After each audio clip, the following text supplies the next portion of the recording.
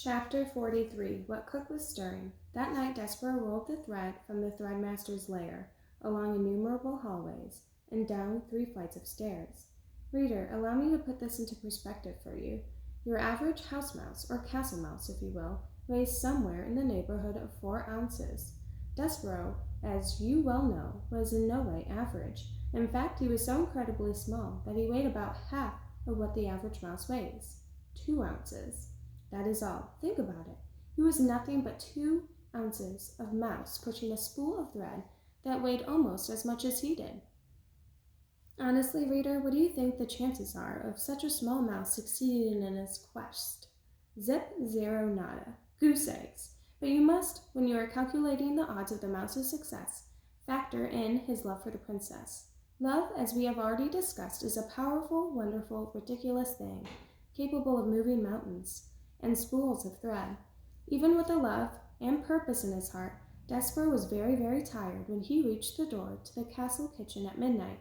His paws were shaking and his muscles were jumping, and the place where his tail should be was throbbing. And he still had a very, very long way to go, into the kitchen and down many stairs of the dungeon, and then through somehow, some way, through the rat-filled darkness of the dungeon itself, not knowing where he was going. And oh, reader, when he stopped to consider what lay ahead of him, Desperaux was filled with an icky feeling of despair. He leaned his head against the spool of thread, and he smelled celery there, and he thought of Hobbs, and how Hobbs seemed to believe in him and his quest.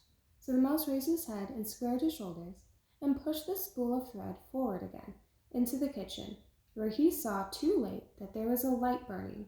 Desperaux froze. Cook was in the kitchen. She was bent over the stove. She was stirring something. Was it a sauce? No. Was it stew? No.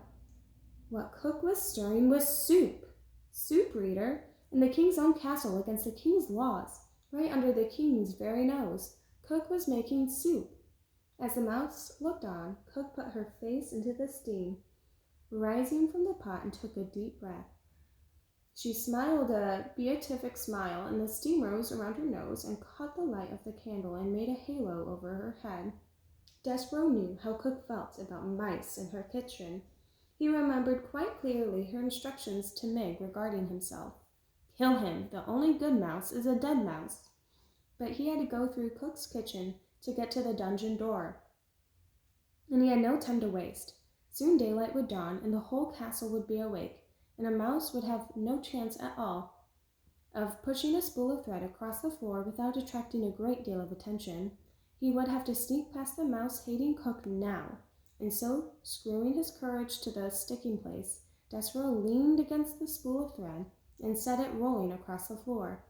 Cook turned from the stove, a dipping spoon in her hand, and a frightened look on her face, and shouted, "Who's there?" End of chapter.